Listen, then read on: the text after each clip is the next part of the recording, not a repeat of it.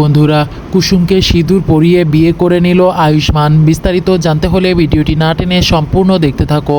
আগামী পর্বে দেখা যাবে যে বিয়ের মণ্ডপে যখন কুসুম পানপাতা সরায় এবং শুভদৃষ্টির সময় হয়, তখন পানপাতা সরিয়ে দেখে যে আয়ুষ্মান। তখন বলে ওঠে যে ছোট সাহেব, আপনি এখানে, রাতুল কোথায়? তখন আয়ুষ্মান বুঝতে পারে যে কুসুম কিছুই জানে না।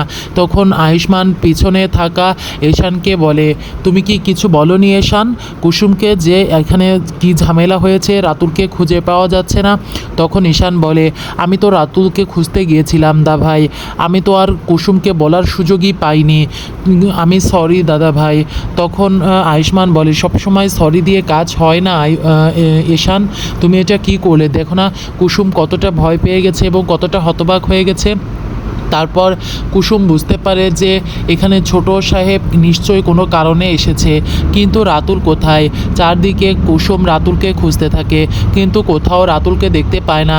তখন ঈশানের কাছে ইশারায় জিজ্ঞাসা করে, তখন ঈশান বলে, প্লিজ এটা ম্যানেজ করে নেও। এদিকে দেখা যায় ক্যামেরাম্যান যেভাবে পোজ দিতে বলে, যেভাবে শ্যুট করতে বলে, তখন আয়ুষ্মান ও ঈশান দুজনে মিলে কুসুমকে বলে, তুমি ক্যামেরাম্যানের কথা অনুযায়ী লুক দাও। তারপর দেখা যায় কুসুম লুক দেওয়ার পর কুসুমকে শেষ পর্যায়ে একদম সত্যিকারের বিয়ের মতোই আয়ুষ্মান বিয়ে করে এবং সিঁদুর পরিয়ে দেয়।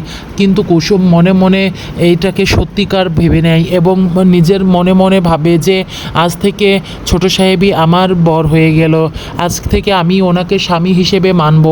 এদিকে সব কিছু যখন ইন্দ্রাণী জেনে যায়, তখন ইন্দ্রাণী অনেক রেগে যায়।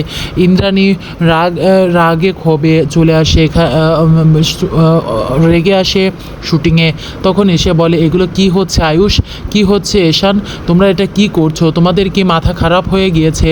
তখন ঈশান বলে, মা একটু বোঝার চেষ্টা করো, অনেক বড় প্রবলেম হয়ে গিয়েছে।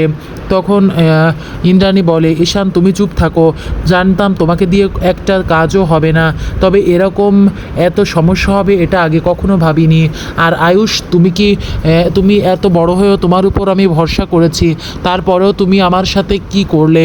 তোমার এটা করা একদম উচিত হয়নি। তুমি আমার মান সম্মান সব ধুলোয় মিশিয়ে দিলে আজকে, তুমি আমার অহংকার ছিলে, আজকে কি করলে? এদিকে যখন কুসুমকে শাঁখা সিঁদুর খুলতে বলা হয়, তখন কুসুম বলে, আমি কোনোভাবেই এগুলো খুলব না, কারণ আমাকে ছোট সাহেব বিয়ে করেছে, আমি তাকে মনে প্রাণে স্বামী হিসেবে মেনে নিয়েছি। তারপর দেখা যায় দেবলীনা ও কাকিমা বলে, নাটক দেখো, এই মেয়ে তো ভারী বেয়াদব। বন্ধুরা, পরবর্তী নতুন ধামাকা আপডেট জানতে হলে আমার চ্যানেলটিকে সাবস্ক্রাইব করে লাইক শেয়ার কমেন্ট করে পাশে থাকো।